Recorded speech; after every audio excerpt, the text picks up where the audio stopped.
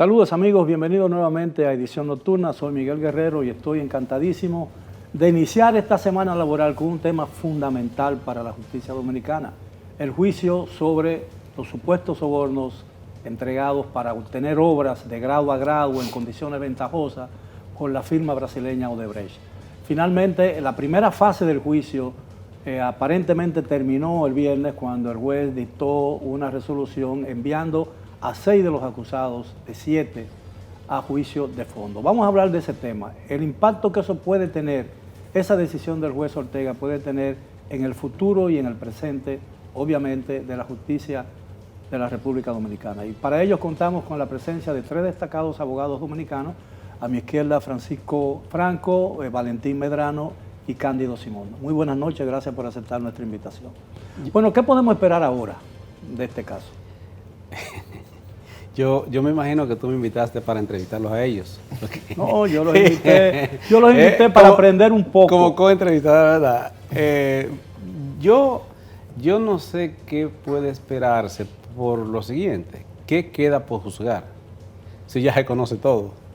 Esa audiencia preliminar es el mejor ejemplo de cómo no se debe celebrar una audiencia preliminar, con la agravante del impacto que eso va a tener en el sistema de justicia de los demás jueces, sobre todo los de la inclusión. ¿En qué sentido? Pero ¿qué tiempo duró eso? ¿Qué faltó por exponer ahí? Una audiencia preliminar está prevista para ser celebrada en poco tiempo, respetando las normas de debido proceso, pero no es un juicio a las partes, sino a las pruebas, para el juez evaluar si hay suficiente causa probable para un juicio de fondo y si las evidencias que han presentado, que no son pruebas hasta que pasan de esa fase, es cuando se convierten en pruebas, si son suficientes para una eventual condena. O sea, se evalúan los indicios y las evidencias, las perspectivas, pero en ese proceso celebrado en la Suprema Corte de Justicia, no por la Suprema Corte de Justicia, por un juez de la Suprema Corte de Justicia que no emitió una sentencia, sino una resolución, que eso no es jurisprudencia necesariamente, es un referente. Pero como proceso en audiencia preliminar, la propia ley dice que debe ser una audiencia sencilla. Es más, hay quienes le sostienen que es una vista preliminar, sencilla, pero cambiando lo que haya que cambiar con las reglas del juicio, entre otras cosas que no se exponen las evidencias, no se presentan las evidencias, sino que se enuncian y se confrontan. Pues en esto fue un juicio prácticamente a fondo. De hecho, ya hay suficientes elementos y de la comunidad, y la comunidad jurídica en particular, y de la sociedad, y yo me atrevo a decir, y de los jueces de la Suprema Corte de Justicia, que habrán de conocer eso ante la sala penal y o ante el pleno, de todos los contenidos de ese proceso. Entonces, ¿qué faltará por juzgar? ¿Qué se espera de eso? Yo pienso que los abogados de las defensas, y he conversado con algunos ya, y algunos me anunciaron que iban a evaluar la posibilidad de apelarla. Esa decisión como resolución no es apelable cuando es envío a juicio, porque la Suprema misma ha dicho, y lo dijo el Tribunal Constitucional, que si tú tienes cualquier objeción de naturaleza, incluso constitucional, puedes exponerla en el juicio cuando te envían, porque esto no ata al juez de juicio. Ahora, si en cuanto al auto de no al lugar que dieron en el caso de la especie a favor de Chu, esa decisión es apelable. Me pregunto si el procurador general... Apelable por el Ministerio Público. Por el Ministerio Público. Me pregunto si le hará impugnar. Yo posiblemente sí,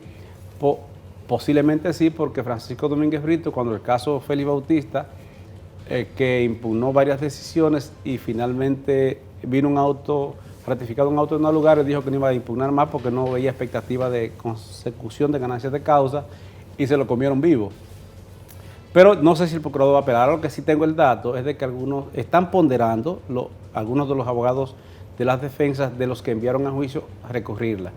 Esa decisión no es recurrible, pero la Sala Penal de la Suprema Corte de Justicia ha sostenido en algunas decisiones que decisiones no impugnables o no recurribles podrían serlo si se invoca alguna falta grave, violación grave a la Constitución de la República. ¿Tendrían esta gente... Pero falta grave de parte del juez? Alguna afectación en la decisión, porque ya lo que el Ministerio Público habría cometido fue convertido en decisión Ahora, judicial. cuando usted dice, ya la impugnación es contra la decisión judicial. cuando usted dice que es un ejemplo típico, un ejemplo clásico, ¿no? Sí. De cómo no debe ser un juicio preliminar. Eso significa que fue demasiado prolongado, que Pero se en pudo extremo, acortar. en extremo, y expusieron mucho los contenidos, y esa no es la vocación. Por ejemplo, de un testimonio,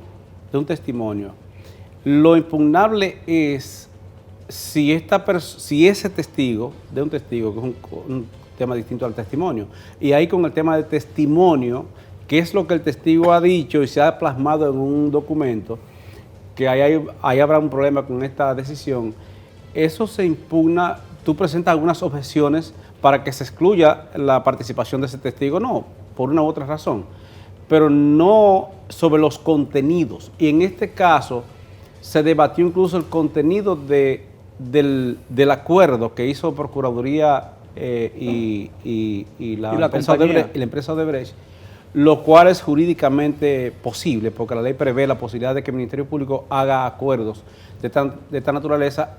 La manera de incorporarlo, yo dije que no me parecía lo correcto. De hecho, fue lo que de alguna manera dijo Alejandro Vargas cuando le llevaron ese acuerdo, pero después lo introdujeron. Alejandro designó otro juez, porque Alejandro Vargas es el juez coordinador de los jueces de la instrucción. Él tiene la facultad de asumir el caso o delegárselo a otro juez. Ahora, en la segunda fase se lo delegó a otro juez y ese juez entonces validó el acuerdo para presentarlo. Ese documento va a ser una base importantísima del debate. Si podía incorporarse o no como documento escrito al juicio oral. ¿Pero a favor de quién? ¿De las partes, de los acusados? La crítica me parece que van a hacer a los imputados. Ahora, ¿cuál es la opinión del señor Medrano y del señor Franco con relación a este punto específico y lo planteado por el doctor Simón?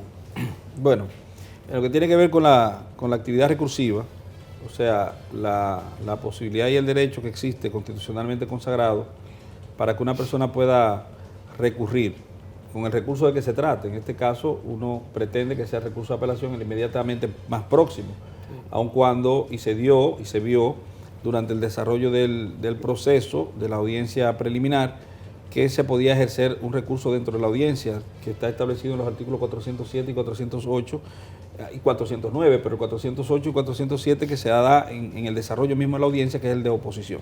Entonces, el Código Procesal Penal en el artículo 313 dice que el recurso de envío a juicio, el auto de envío a juicio no es sujeto, no es objeto de ningún recurso.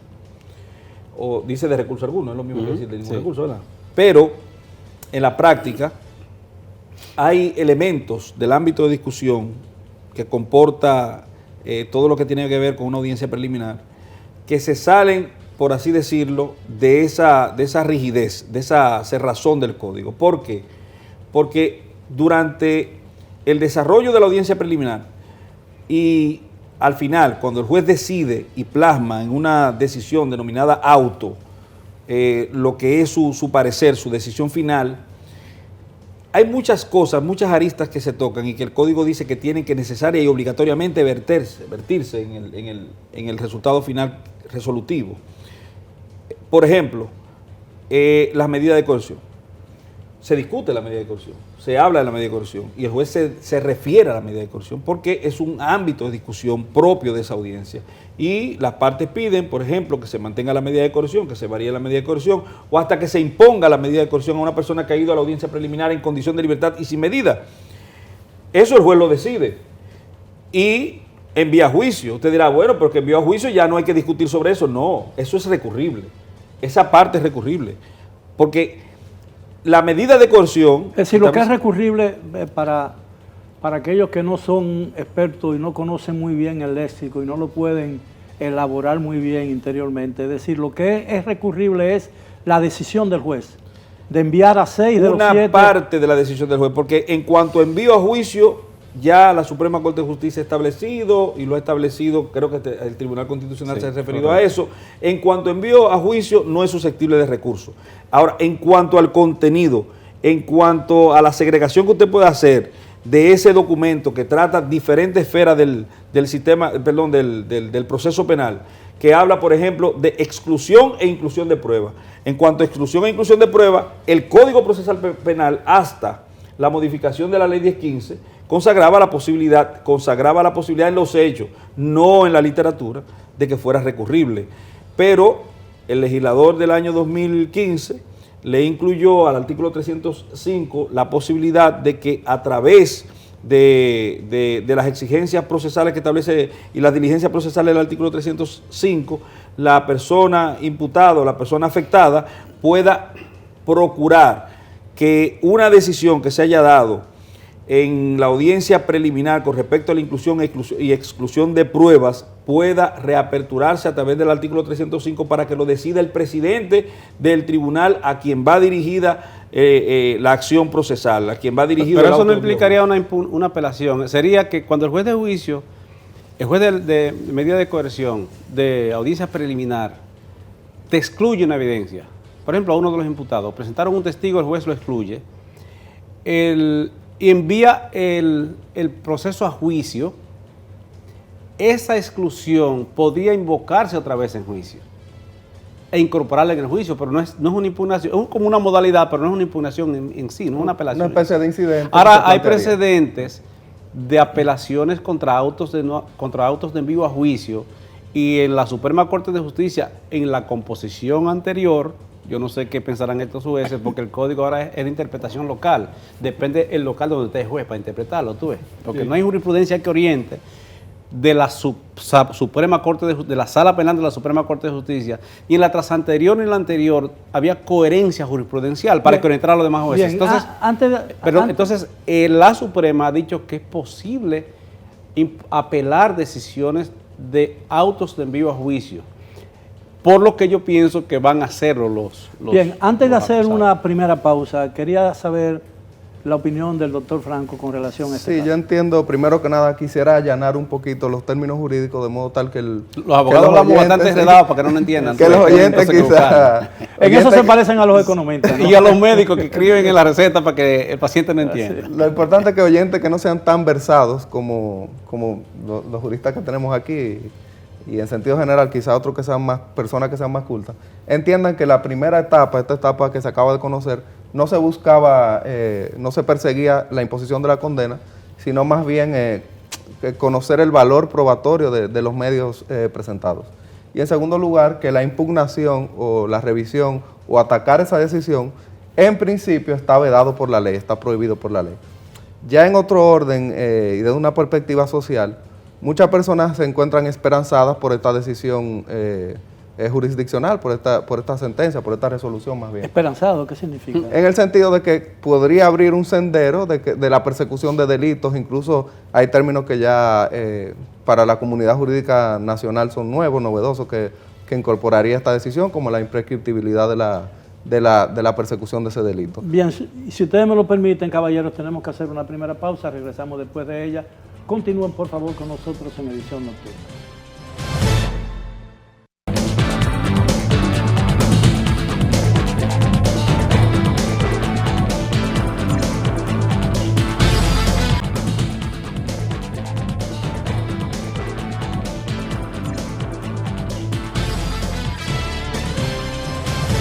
Bien, estamos de vuelta en Edición Nocturna con el tema de esta noche, la decisión del juez Ortega de la Suprema Corte de Justicia enviando a juicio de fondo a 6 de los 7 acusados por el tema de los supuestos sobornos de Odebrecht.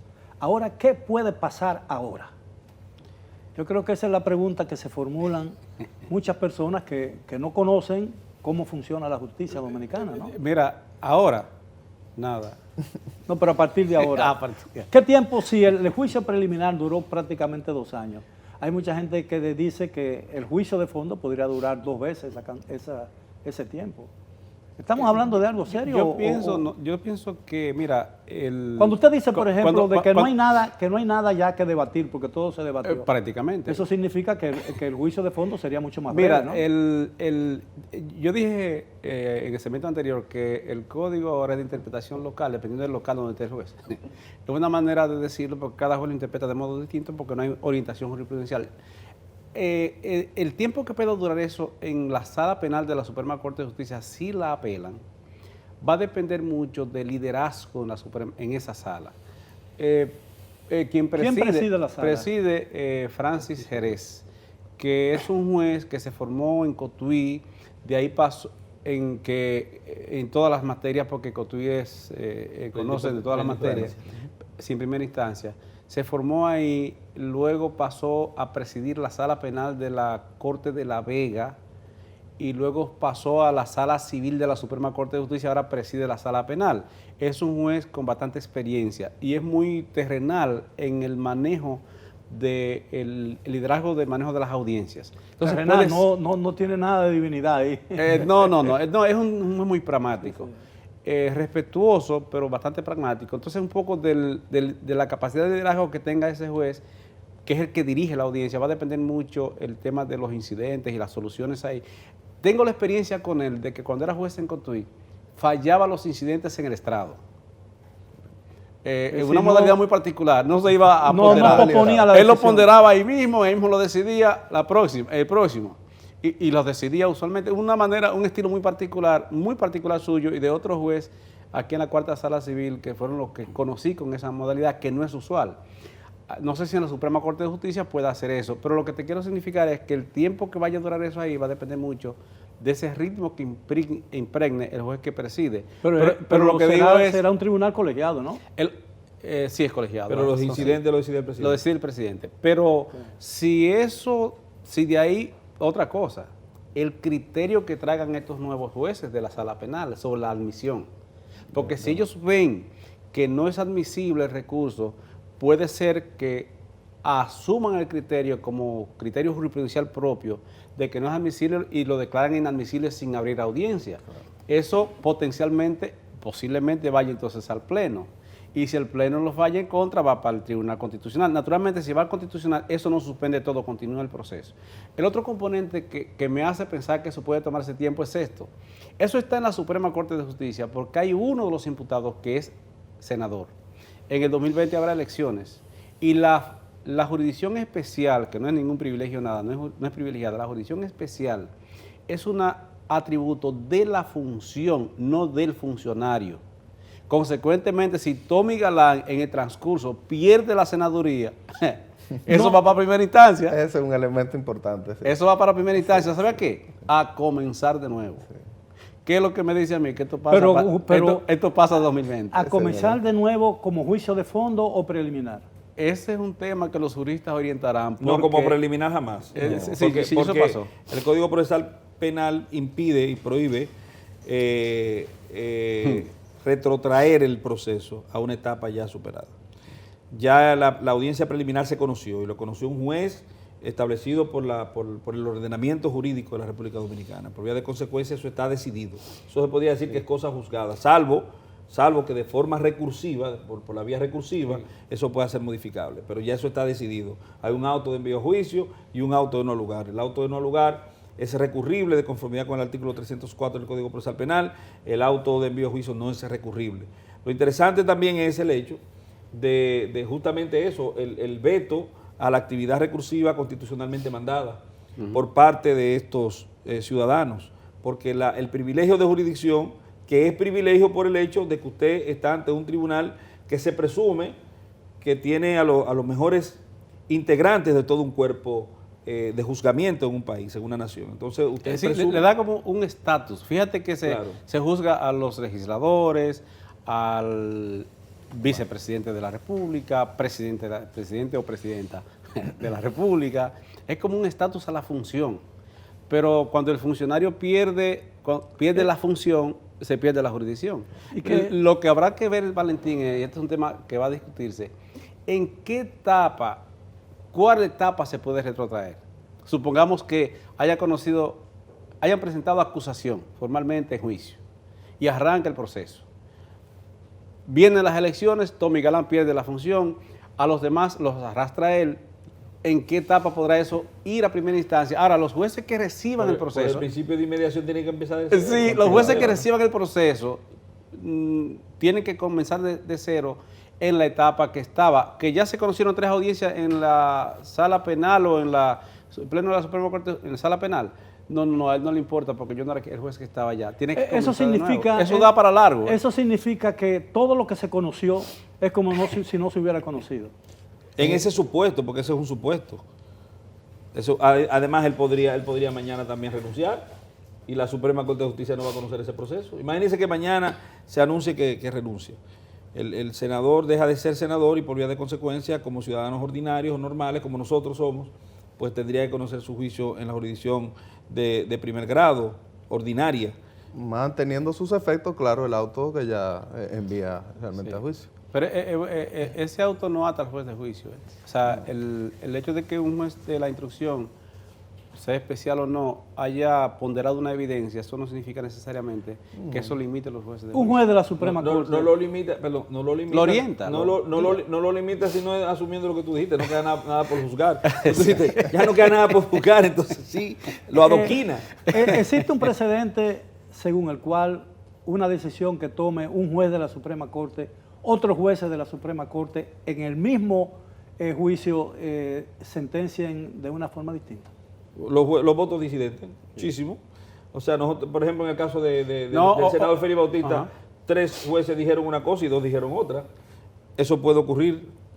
No es por mayoría. Los tribunales colegiados se rigen por la mayoría simple, ¿verdad? Pero lo que importa retener con eso es, a ver si no entendí la pregunta, es que la independencia funcional de los jueces implica que cada juez juzga conforme él interpreta.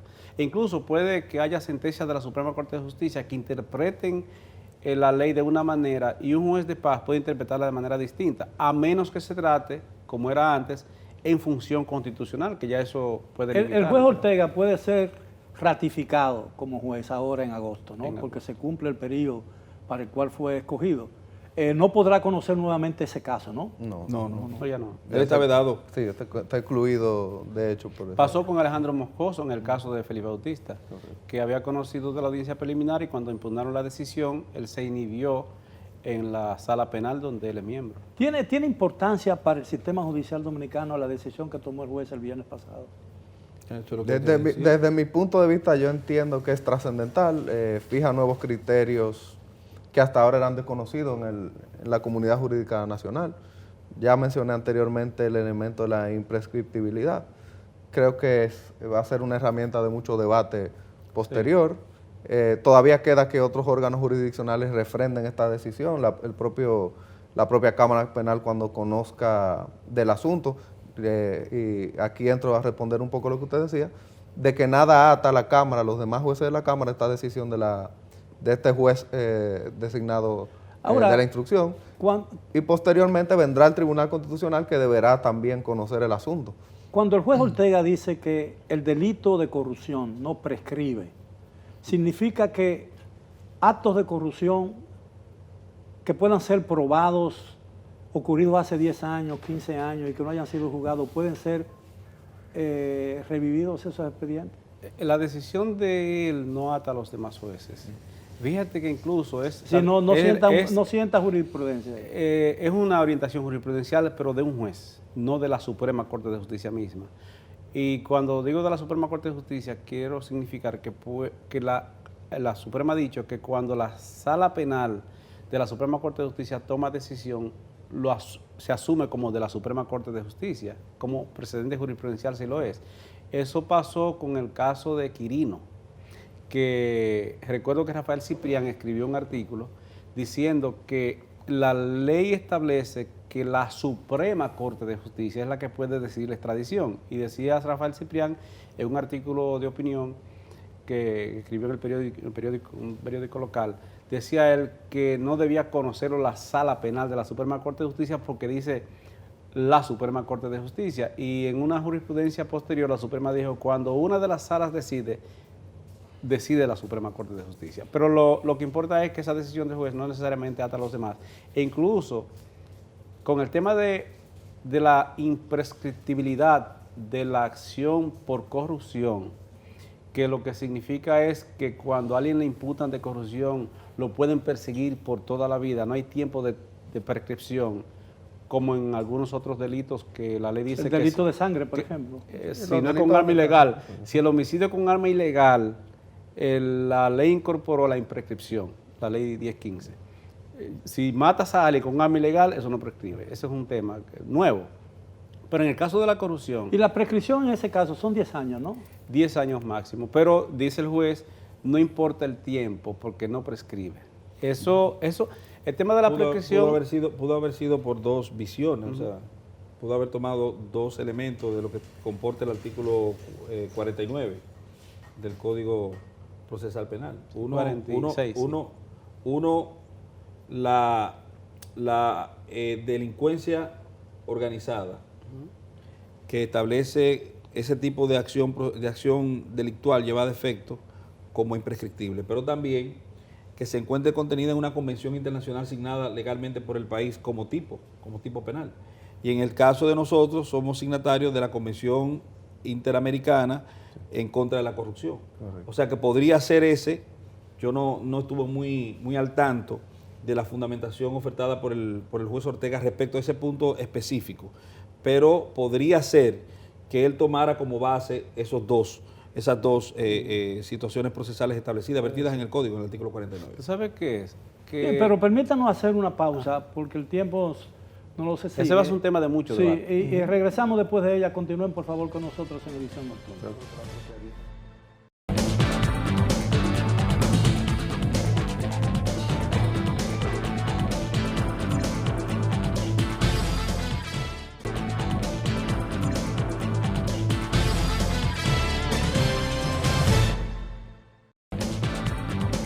Estamos de vuelta en Edición Nocturna tratando el tema de la decisión del juez Ortega de la Suprema Corte de Justicia que, como ya ustedes saben, envió a juicio de fondo a 7 de los acusados de supuestamente haber aceptado o estar involucrados en operaciones de soborno a favor de la compañía Odebrecht para la obtención de obras del Estado Dominicano en condiciones ventajosas frente a cualquier competidor. Cuando hablamos de que el delito de corrupción no prescribe, ¿hasta dónde, qué alcance tiene realmente? Mira cuál es la situación que pasó con eso, y solo lo digo como orientación general. Algunos de los abogados alegaron que no podían perseguir a sus clientes porque los hechos que se le imputan habrían sucedido en el año 2001 y que el máximo de prescripción es de 10 años. Entonces decía, está prescrita la persecución. Usted no puede perseguirme después de 10 años. Entonces sobre ese punto fue que basó Ortega su decisión, ¿no? Entonces, Ortega dijo, no, lo que pasa es que la imputación es corrupción y la corrupción es imprescriptible, asimilándolo del modo siguiente, porque en el artículo 49, con efecto dijo Valentín, la Constitución establece que la corrupción, el terrorismo, el crimen organizado, el crimen transnacional y los crímenes contra la humanidad no pueden ser tomados en consideración como delito político para fines de asilo. Eso es todo. O sea, asimila la corrupción con esos tipos penales. Es lo que hace para fines de asilo. ¿Sabe que el asilo solo puede darse por persecución penal por razones políticas? Y a eso agreguemos el elemento de que el artículo 146 de la propia Constitución habla de que lo que es corrupción y delitos de este tipo contarán en la ley con un tratamiento diferenciado en el ámbito o una regulación especial en materia de prescripción. Sí, la Constitución eso es lo que dice que en el 146, ya no en el 49. El 49 es una cosa, pero lo asimila a esos tipos penales, algunos de los cuales son imprescriptibles, como los crímenes contra la humanidad, pero no dice que son imprescriptibles, no lo dice la Constitución, los asimila. Ahora, para fines de asilo por razones de persecución penal política. Ahora, en el caso del 146, establece un tipo penal en la Constitución. Correcto. Yo vengo sosteniendo eso. Sí, porque hasta sanción establece, pero eso es un tema a discutir. Ahora, dice al final, cuando una persona sea imputada de un crimen de corrupción, podrán establecerse normas más restrictivas que en delitos comunes.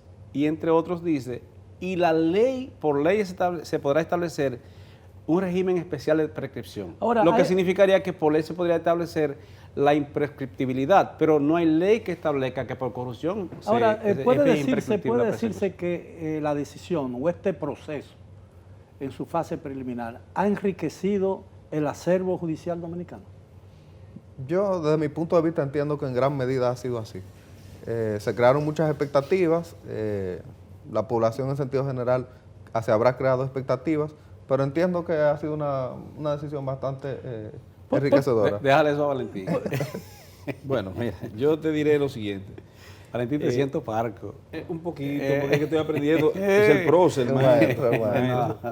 Cuando el maestro Está soltando ahí, la pelota, yo me divierto mucho escuchando al maestro y coincidir con él, que es la costumbre, porque yo incluso abandono rápidamente los criterios que tengo cuando el maestro establece lo suyo, esboza lo suyo. Golpea ahora. No, pero te diré lo siguiente. Mira, cuando observamos este proceso con su especialidad, es un proceso especial por un juez especial, y la especialidad del juez viene dada por muchas circunstancias, entre ellas la desvinculación en términos formativos con lo que tiene que ver con la ordinariedad del desempeño o el desarrollo de los actores del proceso en un proceso penal ordinario. ¿Qué quiere decir esto? Que cuando el juez Ortega fue ascendido a juez de corte, no existía el Código Procesal Penal. Por vías de consecuencia, él conoce de oídas lo que ocurre en el diarismo del Código Procesal Penal, en el desarrollo del código, salvo la parte recursiva que tiene que ver con la segunda etapa de recurso, que es el recurso de casación. Y conocer de forma especial, en este caso, un proceso como si se tratara de un juez ordinario, con las reglas ordinarias. Por eso le decíamos que un juez ordinario en la ciudad de Santo Domingo, me refiero a la provincia de Santo Domingo, o aquí en el Distrito Nacional, o en Santiago, y en las grandes ciudades, te conoces 25 de ordinario, 25 audiencias preliminares en un día. En un día. ¿Cuánto nosotros duramos en una audiencia preliminar ahora? Todo eso tiene que ver también con esa falta de manejo, vamos a decirlo así, del diarismo, de lo que tiene que ver con el proceso, porque lo que decía Cándido es una vista, eso es muy simple. Incluso el mismo código en el artículo 300 establece que son las mismas reglas, solamente que ajustada a la sencillez, dice, de la audiencia preliminar, que no fue tan sencilla por vía de consecuencia. Queda por juzgar entonces la exhibición de pruebas, 323, nosotros vimos la prueba que de hecho también algo que resulta hasta cierto punto un dislate, algo inusual en lo que tiene que ver con la concreción del elemento final que es la resolución, se da por el hecho, Cándido, se da por el hecho, Franco, se da por el hecho, doctor Don Miguel, se da por el hecho de que el juez vertió ahí los medios de prueba y prácticamente lo exhibió. Hablaba de las delaciones y decía, fulano dijo, fulano dijo, fulano dijo. Eso no ocurre de ordinario porque el juez enuncia la prueba y dice incluso cuál es el presunto contenido a probar con miras al juicio. Hemos aprendido mucho, claro, yo estoy de acuerdo con él, hemos aprendido mucho, pero también hay un poco que desaprender de lo aprendido con respecto a esta decisión. ¿Eso significa que fue una decisión defectuosa? No, una decisión buena, fue una decisión buena, bien sustentada incluso, por encima de las exigencias de fundamentación y motivación que establece la normativa.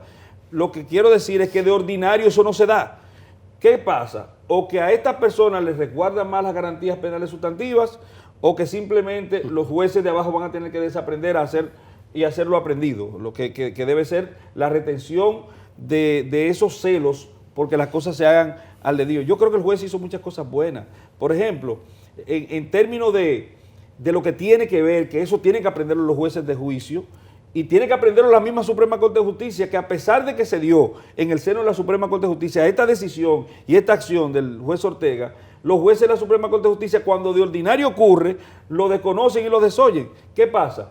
Usted recusó al juez. ¿Cómo pasó? Bueno, el artículo 82 del Código Procesal Penal dice que usted recoge las actuaciones y lo envía al Tribunal Superior para que decida. El tribunal decide y vienen y dicen de nuevo, mire, lo ratificamos, usted es el juez. Pero pasa a otra causal de recusación y lo recusamos de nuevo. ¿Usted sabe lo que pasa en ordinario? En ordinario el juez dice, lo rechazamos y se sigue la audiencia. No hay que llevarlo al pleno. Hay que llevarlo al pleno. Hay que llevarlo, siempre al Tribunal Superior. Pero no lo hacen en afectación de la garantía penal sustantiva del ciudadano ordinario. ¿Qué hacía el magistrado Ortega? ¿Qué hizo el magistrado Ortega? Y es plausible que lo haya hecho así, porque es un reconocimiento a las personas que desde hace mucho tiempo han tenido se han rasgado las vestiduras con respecto a este tipo de comportamiento nocivo. Dijo, sí, me recusaron de nuevo para allá, para... Ahora, Para- esa es mira, una mira, táctica, mira es que- una táctica dilatoria, ¿no? No necesariamente. No, es un derecho que está establecido en el código y lo vertió el, Pero lo una vertió vez el legislador ahí. que fue recusarlo de nuevo. Es que puede pasar por otra Por causa. otra causa. Por la misma causa no lo pueden recusar. Y si lo hacen, ya eso es Por el táctica mismo dilatoria. hecho no, pero sí por la misma causa. Sí. Por el mismo hecho Exacto. no, porque es un criterio de la Suprema. Por ejemplo, si usted hizo algo que yo considero que está incorrecto, y yo lo fundamento incluso, mire, en tal jurisprudencia pasa tal cosa, en tal ley, en tal cosa, y yo entiendo que eso que usted hizo es incorrecto, pero la Suprema no tiene la palabra de Dios y puede equivocarse. Y si vuelve a cometer una acción similar, usted lo vuelve a recusar por esa misma causal, que no es el mismo hecho, ahora tú porque sabes- lo reiteró. Sí, tú Pero sabes- ahora, tú una sabes- pregunta que está en labios de mucha gente. ¿Podría este caso terminar en el Constitucional? Sí. Claro. Va a terminar. Va a terminar Claro. obligatorio. es obligatorio. Indudablemente. Cualquiera de las partes lo va a llevar. Depende Indudablemente. mucho, va a depender mucho. Honestamente te digo, de alguna manera puede ser que dependa de qué pase en el 2020. ¿Sabe por qué? Porque supongamos que los descarguen en la Suprema Corte de Justicia. Pasa 2020, hay otro presidente, hay otro procurador y venga aquel otro procurador con un criterio diferente. Ejemplo, el caso Salvador Jorge Blanco, que hubo un procesamiento, y llegó lo Hipólito desestimaron. y por instrucciones de no sé quién, el Procurador General de la Corte, en la Corte de Apelación desestimó. O sea, como los ministerios públicos del Procurador General de la República dependen de una decisión del Presidente de la República por ley, va a depender mucho de qué vocación tenga ese presidente, consecuentemente ese procurador. Y eso es incursión política del Ejecutivo en el Judicial. Dejémonos de pendejadas. El Procurador General de la República es un ministro. Es El lo ministro que- de Justicia. Es lo que era el ministro de Justicia. Y sesiona en el Consejo. Los nombra el presidente y los remueve el presidente. Entonces, por eso digo, y bueno, esa es la norma. No tiene que ver Jean Alain o Danilo Medina con el tema, esa es la norma. Así lo establece la norma. Consecuentemente, va a depender mucho de esa voluntad política que tenga el presidente de turno si no es el mismo presidente actual. Bien, Por eso, tenemos que hacer una última pausa. Regresamos, desafortunadamente, porque el tema es sumamente importante, para la última parte de nuestro programa, cuando regresemos después de la pausa.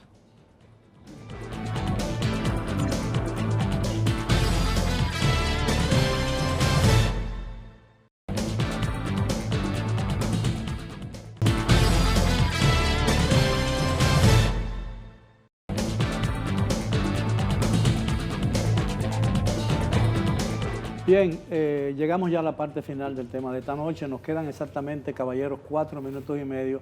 Y yo le voy a conceder a cada uno de ustedes 1 minuto y medio para que saquen sus conclusiones. Yo he hablado demasiado, y diga qué Carmen. pueden esperar de eso, doctor Franco. Ya en términos generales retengo la posición de que abre el sendero, como le dije anteriormente, esperanzador de que finalmente casos cuestionables de manejo de fondo y demás lleguen a un feliz término en el ámbito jurisdiccional.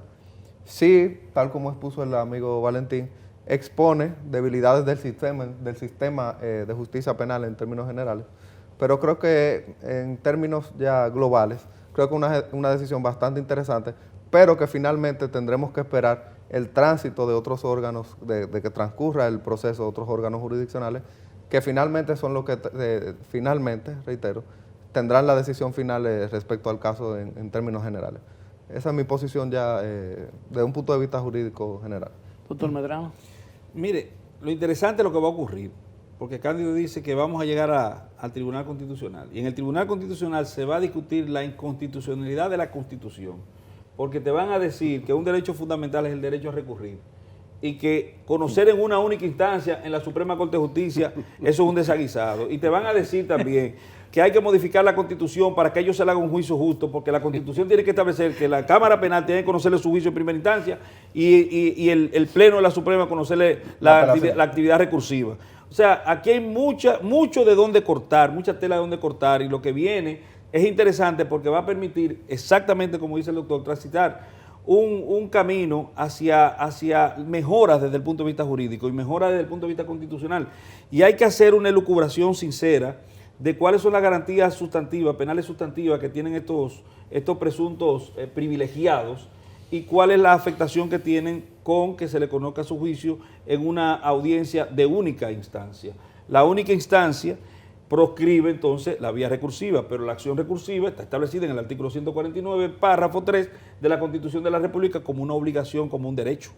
Entonces, la discusión desde el punto de vista constitucional a futuro, el término, o sea, el aterrizaje final de esta decisión, que en principio yo comparto, igual que el amigo Franco, que es una decisión bastante buena en muchos aspectos, que abre también, como él dice, la discusión de muchos asuntos en el ordinario, que son ejemplos buenos y malos para el ordinario, buenos y malos, algunos son buenos, la mayoría son buenos, como el respeto que el juez Ortega tuvo para los litigantes, que eso es muy bueno que se tenga, que se sepa que son profesionales del derecho, que ejercen derecho y que no están ahí sino por un mandato de la Constitución y de las leyes, y que representan partes y que quieren procurar el saneamiento de un sistema. Eso es lo que es un abogado, y tiene que merecer y recibir respeto como el que dio el magistrado Ortega. Sí, y se consagró el derecho a la defensa, ¿no?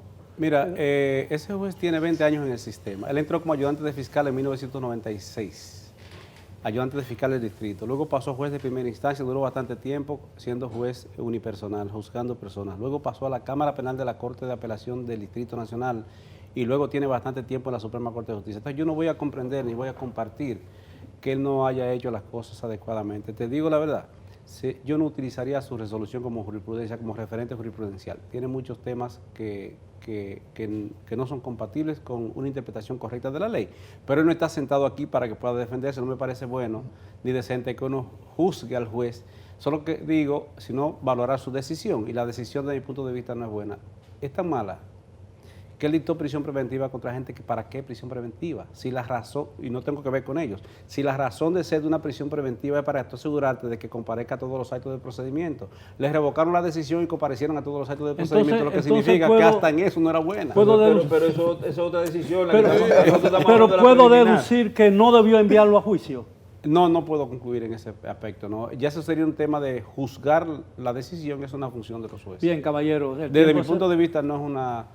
la actuación procesal, entre otras, hasta la prisión preventiva sin necesidad de gente que no iba para ninguna parte y lo evidenció. Pero ahí yo estoy de acuerdo con la prisión preventiva. Bien, caballero, el tiempo será otro debate sumamente interesante. Le estoy sumamente agradecido por la oportunidad que nos han brindado al programa y a los amigos televidentes de debatir en un plano de mucha altura y con los conocimientos acumulados por estos tres destacados abogados, un tema que mucha gente todavía no acerta que entender. Ha sido todo por hoy. Gracias por su atención.